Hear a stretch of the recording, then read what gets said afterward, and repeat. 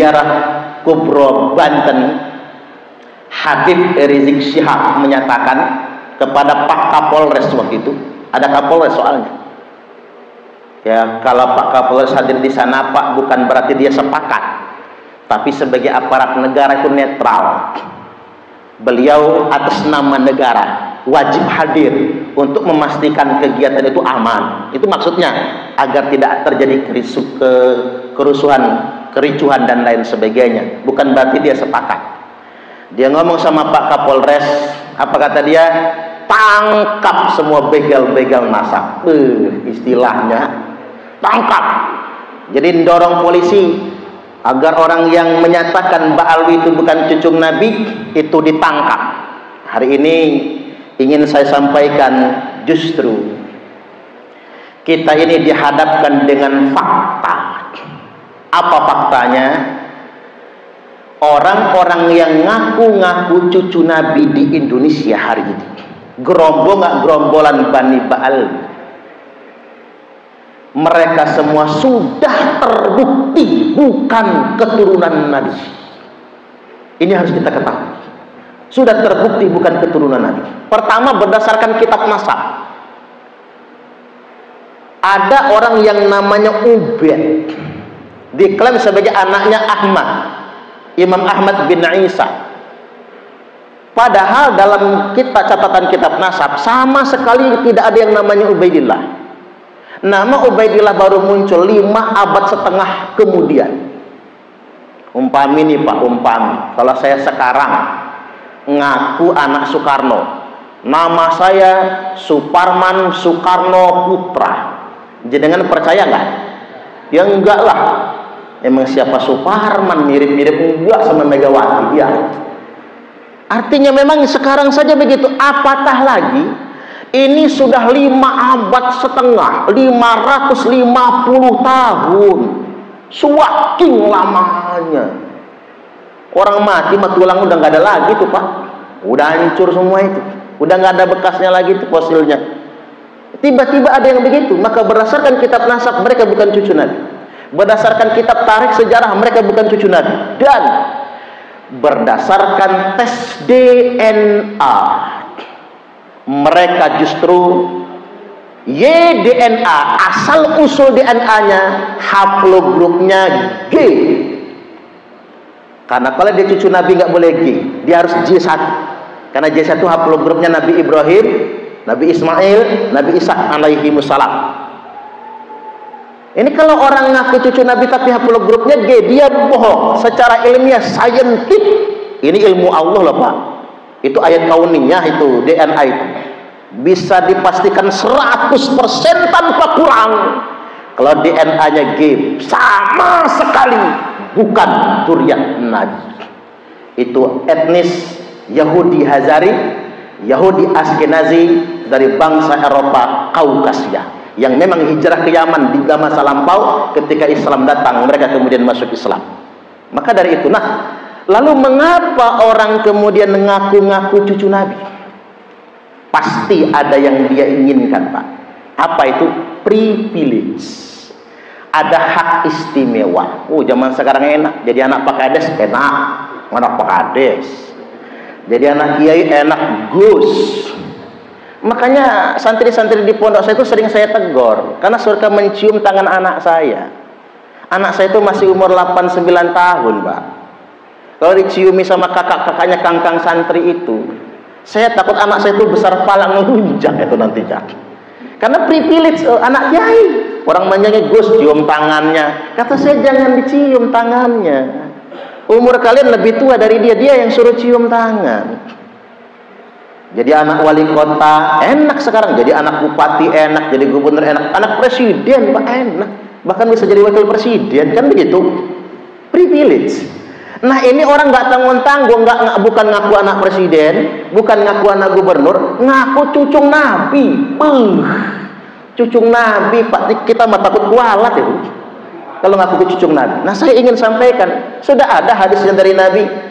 Thumma fitnatu sarra, hati-hati kata Nabi, nanti akan muncul fitnah sarra, fitnah di zaman kemerdekaan, fitnah di zaman kebebasan saat kalian sedang membangun. Muncul fitnah dakhaluha min tahti qodama rajulin min ahli baiti, akan keluar dari bawah dua telapak kaki laki-laki yang ngaku-ngaku anak putuku. Itu dawuh Kanjeng Nabi loh Pak. Yaz'umu annahu minni, dia ngaku-ngaku anak cucuku, dia ngaku-ngaku keturunanku, walaysa minni, padahal dia bukan anak putuku. Wa innama awliyaiyal muttaqun, karena sebenarnya yang pantas semata-mata mengaku anak cucuku, wali-waliku hanyalah orang-orang yang bertakwa, bukan orang-orang yang takabur menyombongkan diri. Maka mengapa orang kemudian mengaku cucu Nabi? Karena dengan pengakuan tersebut dia bisa mengeksploitasi umat. Coba betapa banyak orang yang dimanfaatkan, didawiri Pak, dimintain duit, diancam-ancam kualat kalau nggak ngasih, kan begitu. Gara-gara dia ngaku cucu Nabi, dia banyak mendapatkan hak istimewa. Itu yang diinginkan. Maka saya menyarankan kepada pemerintah, difatwakan dulu oleh Majelis Ulama Indonesia, siapapun yang ngaku-ngaku cucu Nabi tapi tidak bisa membuktikan, harus difatwakan termasuk penodaan agama. Dan saya mendorong kepada pemerintah, siapapun yang ngaku-ngaku cucu Nabi tetapi dia tidak bisa membuktikan, maka sebaiknya dipidanakan. Setuju gak kira-kira? Dengar itu, nyuruh-nyuruh aparat polisi nangkep kami-kami, awas berbalik, awas berbalik. Habib Rizik kemudian mengatakan sama Bahar Smith, keturunan Wali Songo terputus 5 abad lebih lamanya, mereka sendiri yang balik terputus 5 abad lebih Pak. Mereka mengatakan, kata dia apa? Tes DNA, buktikan dengan tes DNA. Nanti kalau tes DNA, kata Habib Rizik ini, DNA dia kemana, DNA Nabi kemana. Sekarang kata-katanya berbalik. Monggo kersane Habib Rizik jenengan yang tes DNA untuk membuktikan kalau jenengan betul-betul tes DNA-nya J1 terbukti cucu Nabi, kami semua sebagai umat Nabi akan hormat kepada siapapun zuriat Nabi. Kalau dia akhlaknya bagus kita taat, kalau dia akhlaknya jelek kita hormat, kita muliakan, tapi tidak perlu ditaati. Jadi jangan sampai hanya ngaku cucu Nabi tapi tidak berani tes DNA, tidak berani membuktikan, ujung-ujungnya hanya mengeksploitasi umat Nabi. Sekarang begini, emang dosa apa? Ngaku cucu Nabi dosa Pak? Bu, dosa. Yang enggak dosa cuma satu. Kalau kita mengatakan begini, dalam darah aneh nih mengalir darah Rasulullah Adam alaihi salam. Nah itu enggak dosa itu Pak, bener soalnya. Tapi kena jenengan ngaku cucu Rasulullah SAW, cucu Nabi Muhammad, dosa. Dosanya setidak-tidaknya 2. Tak bacain hadisnya nggih. Man kadzaba alayya muta'ammidan faqad kafar. Barang siapa yang berdusta, yang kedustaan itu disandarkan kepada saya. Kan ngaku cucu Nabi itu berdusta yang disandarkan kepada Nabi. Yang kedustaan itu disandarkan kepada saya, kata Nabi, faqad kafar, kafir dia. Dalam matan yang lain, fal yatabawwa maq'adahu minan nar, maka silakan dia ngapling sendiri tempat tinggalnya di dalam neraka. Hadis yang kedua, biar kita nih paham, manidda'a qauman laisa lahu fihi nasabun, barang siapa yang ngaku-ngaku dirinya keturunan nasab dari suatu kaum, laisa lahu fihi nasabun, padahal nasabnya bukan berasal dari situ, fal yatabawwa maq'adahu minan nar, maka silakan dia ngapling sendiri tempat tinggalnya di dalam neraka. Di ngaku-ngaku cucu Nabi itu masuk neraka. Makanya jenengan Pak, Bu, jangan ngaku-ngaku cucu Nabi Muhammad. Saya datang ke Keratuan Darah Putih Pak, di Kalianda Bapak Ibu. Saya tanya, Den, berani nggak kata saya ngaku keturunan Sunan Gunung Jati? Berani. Pohon nasabnya ada Pak. Cuman saya tanya balik, Syarif Hidayatullah itu itu Sunan Gunung Jati itu zuriat Nabi. Berani nggak panjenengan ngaku zuriat Nabi? Apa jawab beliau? Nggak berani. Nggak berani, Pak. Mengapa nggak berani? Takut akhlak kami nggak sesuai. Nanti kami justru menyakiti Rasulullah Sallallahu Alaihi Wasallam. Tapi ada yoga keturunan keraton darah putih itu, Pak, sedang tes DNA untuk memastikan DNA-nya tersambung tidak dengan DNA-nya Kanjeng Nabi Sallallahu Alaihi Wasallam. Nah, kita yang umat Islam, terutama para kiai ini, para kiai, para alim, para ulama maksudnya, wajib meneliti kalau ada yang ngaku-ngaku putunan. Al-Hafiz Ibnu Hajar Al-Haytami berfatwa, yang bagi likulli ahadin ayyakuna lahu ghiratun fi hadan nasabi syarif hatta la yantasibu ilaihi sallallahu alaihi wasallam ahadun illa bihaqqin. Niscaya sudah semestinya, sudah seharusnya setiap orang cemburu dengan nasab keturunan Rasulullah, nasab yang mulia ini. Dan kalau ada yang ngaku-ngaku cucu Nabi, teliti, periksa, hatta la yantasib ilaihi sallallahu alaihi wasallam ahadun illa bihaqqin.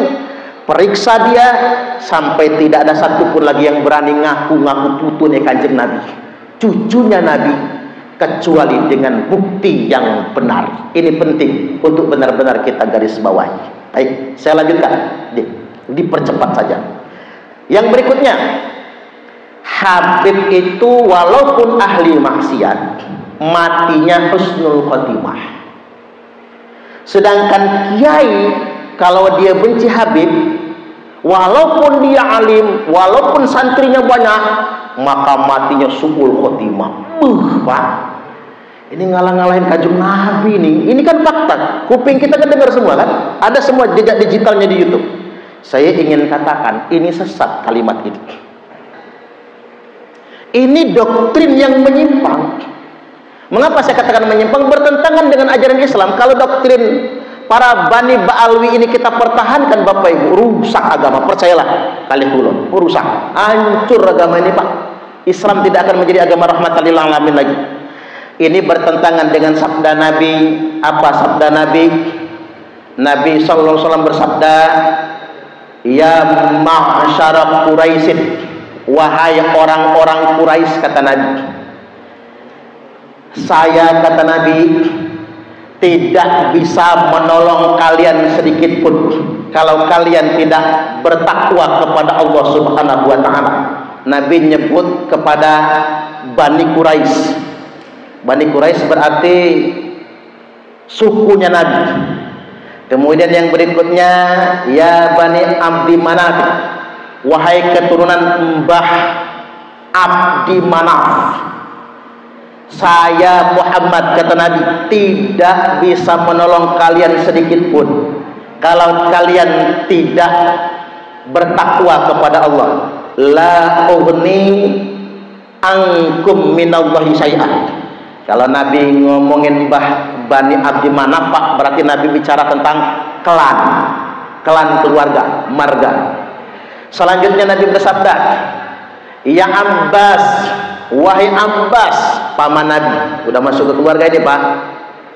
"La ughni angka binallahi syai'a." Saya ponaan mule, ini pakliknya Nabi, ndak bisa nolong kamu kalau paklik nggak bertakwa kepada Allah. Kemudian yang berikutnya, ya Sofiyah, ammata Rasulullah sallallahu alaihi wasallam, wahai bibi Sofiyah, kata Nabi, "La ughni anki minallahi syai'a." Saya ponaanmu, Bi, nggak bisa nolong bibi kalau bibi nggak bertakwa kepada Allah. Baru Nabi masuk closing dengan kalimat, "Ya Fatimah." Ini langsung nyebutin anak loh, Pak. Tidak ada satu pun yang nasabnya lebih dekat kepada Rasulullah kecuali Fatimah. "Wahai Fatimah, la ughni anki minallahi syai'a." Saya bapakmu tidak bisa menolong kamu sedikit pun kalau kamu tidak bertakwa kepada Allah. Tuh, Pak. Jadi kalau ada yang mengatakan Habib walaupun ahli maksiat matinya husnul khotimah, enak aja cangkemnya ngomong. Kalau ada yang ngomong begitu, Pak, berarti dia bukan cucu Nabi. Cucu Nabi nggak mungkin ngomong begitu, percayalah. Nggak mungkin ngomong begitu. Nggak ada kalimat-kalimat itu yang bisa dikeluarkan dari lisannya cucu Nabi. Kemudian yang berikutnya, ngancam para kiai yang menasihati mereka matinya su'ul khotimah. Nanti Kiai Imad su'ul khotimah. Waduh, Kiai Imad itu tidak benci habaib, tidak benci Bani Ba'alwi. Beliau sebagai ulama tidak bisa menyembunyikan ilmu, nggak bisa. Itulah penelitian beliau. Ini nggak boleh disembunyikan, karena ini akan menjadi kebatilan. Ketika disembunyikan, wajib untuk disampaikan. Itu nasihat yang baik. Apa kata Kiai Imad? Nanti kita sama habaib itu sama-sama saudara muslim. Yang mantunya Habib tetap jadi mantu, yang temannya Habib tetap jadi teman, yang gurunya Habib tetap jadi guru. Karena kita muliakan dia bukan karena pengakuannya, tapi karena ilmunya. Gitu begitu. Coba saya datang ke sini kan karena ilmu, kan begitu. Karena saudara muslim. Nggak penting Parman itu anaknya siapa, kan jenengan nggak pernah tanya anak siapa Suparman itu. Nggak pernah nanya begitu kan? Karena jenengan mendengarkan ceramah saya kalau diundang ke Kertosari ini, ya mungkin karena jenengan beranggap ada nasihatnya, ada ilmu yang disampaikan, kan begitu. Makanya jenengan mendengarkan. Kemudian yang berikutnya, ada santri kita nih, kiai-kiai kita juga, ustadz-ustadz di kita NU lah Pak, mengatakan saya taklid ajalah sama ulama-ulama zaman dahulu yang mengatakan Bani Ba'alwi itu cucu Nabi.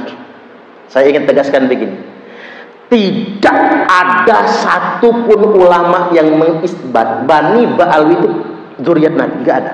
Sekarang tunjukkan siapa.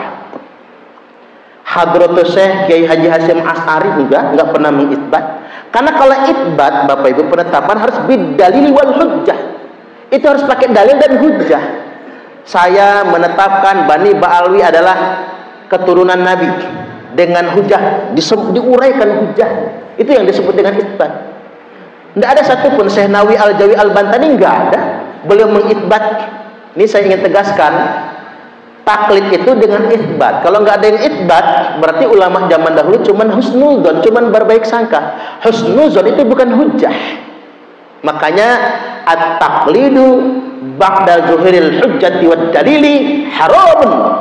Taklid setelah jelasnya dalil, jelasnya hujjah, haram hukumnya. Maka orang berilmu kalau masih taklid padahal sudah jelas hujjahnya, jelas dalil yang membatalkannya, maka akan jatuh kepada keharaman. Baik, yang terakhir, kita semua sedang dihadapkan dengan fakta. Ngapa sih kalau orang itu dekat dengan Habib malah didawir? Ya Pak Kades sebagainya ya, orang-orang kaya terutama Pak, malah didawir. Yang jenengan bisa survei Pak, semua pesantren, terutama pesantren yang orang NU, selalu didawir. Kalau kita jadi muhibbin, yai ente kaya gara-gara kakek aneh mau mengadakan haul, kiai minta sumbangan. Ama kiai cuma dikasih gopek 500.000. Apa kata dia? Walat ente kiai, segini ente menghargai Rasulullah. Begitu Pak. Kalau nggak percaya surveilah dengan pesantren-pesantren. Berarti begini, orang yang jadi muhibbin, yang dekat dengan mereka, mereka eksploitasi, mereka ambil. Sedangkan yang tidak dekat dengan mereka ancam-ancam mati su'ul khotimah. Sampai saya pernah di YouTube diomongin begini, Suparman itu ada 3 kemungkinan. 1, anak hasil zina. 2, ibunya digauli dalam keadaan haid, kan begitu Pak. 3, munafik. Disitulah saya dulu Pak, belum ada isu nasab, nggak percaya lagi mereka cucu Nabi. Karena apa? Kata-kata itu. Waktu saya mengkritik Bahar Smith gara-gara kelakuannya, saya dibully habis-habisan tuh Pak, diancam. Makanya begini, buktinya di sini banyak sekali nomor WhatsApp masuk mengancam saya, mau membunuh saya, mau menculik saya. Di situ saya tambah yakin mereka bukan putunya Kanjeng Nabi. Karena setahu saya kalau memang cucu Kanjeng Nabi, dia tidak akan mengancam umat Nabi. Apalagi mau ngancam, mau membunuh, ngancam mau nyulik Pak. Apalagi sampai mengatakan ibu saya itu Bu Nyai loh Pak, puluhan tahun ngajar ngaji, santrinya sudah beralih generasi. Yang diajar ibu saya itu adalah cucu santrinya sudahan Pak. Ibu saya itu wanita yang sangat waro. Dikatakan ini Parman anak hasil zina atau digauli bapaknya, emaknya itu lagi haid. Astagfirullahaladzim. Disitulah kita menjadi sadar, Pak, ini bukan putunya Kanjeng Nabi. Nggak mungkin dia mengatakan itu semua. Baik, saya ingin tegaskan begini. Bilal bin Rabah mulia setelah dia menjadi muhibbin Nabi. Budak sahaya hitam legam menjadi muadzinnya Nabi setelah dia menjadi muhibbinnya Nabi. Tetapi hari ini, Pak, orang merdeka akan rendah kalau menjadi muhibbinnya Baal. Ini fakta ini, Pak. Ini fakta. Nggak akan mulia dia jadi muhibbin Baal. Justru akan direndahkan, nggak akan dianggap apa. Nah, terkait dengan dawir ini, saya akan closing dengan kisah nyata. Saya ingin kasih tahu kali Bapak Ibu, ciri khasnya Ahlul Bait Nabi. Anak putune Kanjeng Nabi. Tak kasih tahu. Begini. Ini cerita terakhir, Pak. Jadi nggak lama-lama, nggih. Jadi Hasan dan Husain meriang, sakit. Kok makin hari tambah parah. Kata Ali, Dek, kali Fatimah, Dek, kita nazar yuk. Mugi-mugi kalau nazar Hasan Husain sembuh. Oh, ayo, kata Fatimah, nazar apa? Ya kalau nazar sedekah, kita nggak punya uang. Tuh, Pak, anak cucu Nabi nggak pernah minta sama orang, nggak pernah. Apa menendawir, nggak pernah. Hidupnya sederhana. Kita kalau sedekah nggak ada uang, yuk kita puasa 3 hari. Azam hari itu sorenya sembuh Hasan Husain. Dan anak putih ini Kanjeng Nabi, Ahlul Bait Nabi tidak pernah nunda bayar hutang. Nazar itu boleh, bayarnya wajib. Sama kayak utang. Berhutang itu mubah, ngutangi sunnah, bayarnya wajib. Tapi jangan dibalik, ngutang wajib, bayar haram. Ketimbang ditagih lebih galak daripada yang nagih, kan begitu. Dan tidak pernah nunda, langsung bayar utang. Ini ada orang ngaku cucu Nabi begini, ngutang 100 juta. Begitu ditagih sama muhibbin, Beb, utang yang tahun lalu 100 juta mana, Beb? Nanti kakek aneh yang bayarnya di akhirat buat ente. Kakek aneh suruh bayar, Pak. Nabi dijadikan bemper oleh orang itu. Nah, karena nazar ini puasa 3 hari berturut-turut, mulai besok kita puasa. Sayang nggak ada ayam ingkung, nggak ada nasi urap, Pak. Besok puasa 3 hari, sahur cuman minum air. Kata Ali, hari ini saya akan kerja untuk berbuka. Kerjalah meminta wol dengan pengusaha Yahudi. Makanya dalam urusan muamalah, kita boleh bermuamalah dengan non-muslim. Boleh, Pak. Kita boleh ketonggoan kali Kristen, Katolik, Hindu, Buddha, boleh. Karena memang begitu. Kita jadi bos yang kerja sama kita orang Kristen, boleh. Kita jadi karyawan, bosnya orang Kristen, boleh juga. Imam Ali kerja sama orang Yahudi minta wol, dapat upah. Kata Ali sama Fatimah, cukup 3 hari ini. Beli tepung, bikin roti. Begitu mau maghrib, tok tok tok, datang orang miskin. Dalam saja sudah miring-miring. Kata orang miskin ini, saya 3 hari udah nggak makan. Tolong minta makan. Nggak tega Ahlul Bait Nabi dikasih semua makanan berbuka roti tadi untuk orang miskin ini. Hari itu berbuka tanpa makan, cuman minum. Besok puasa lagi, bikin roti dengan uang yang didapatkan waktu kerja kemarin itu. Mau maghrib, tok tok tok, assalamualaikum, waalaikumsalam. Anak yatim telanjang nangis kelaparan. Enggak tega Ahlul Bait Nabi kasih sama anak yatim ini, Pak. Hari kedua enggak buka, cuman minum doang. Hari ketiga puasa, begitu mau berbuka, tok tok tok, orang baru saja keluar dari tawanan. Udah lapar mau pulang kampung, gak ada ongkos.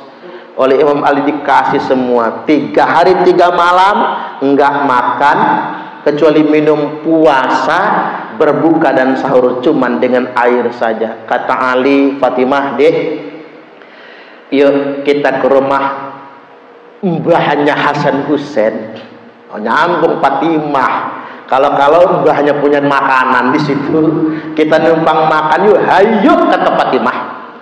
Ya walaupun semangat tempat mbahnya Hasan Husain Pak, tapi kan laparnya kelihatan, lemesnya. Imam Ali, Nabi tanya, lo kok jalannya miring-miring? Kata Nabi. Iya kata Fatimah, Abah, sudah 3 hari kami berpuasa karena nazar. Kami tidak mau menunda hutang, tapi kami diceritakanlah Pak ngasih makan orang miskin, anak yatim, dan orang yang baru keluar dari penjara. Nangis berebes mili Kanjeng Nabi Pak.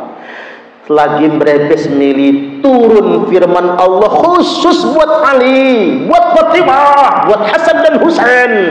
Surah Al-Insan ayat yang ke-8.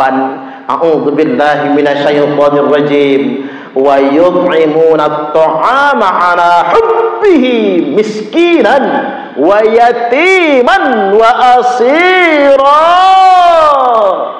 Mereka memberikan makanan yang sangat mereka cintai, miskinan, untuk orang miskin yang kelaparan itu, wa yatiman, untuk anak yatim yang telanjang itu, wa asira, dan untuk orang yang baru saja keluar dari penjara. Al-Insan ayat 8. Di semua tafsir kita baca spesifik diturunkan asbabun nuzulnya karena Imam Ali, Fatimah, Hasan dan Husain radhiyallahu anhum ahlul bait Nabi.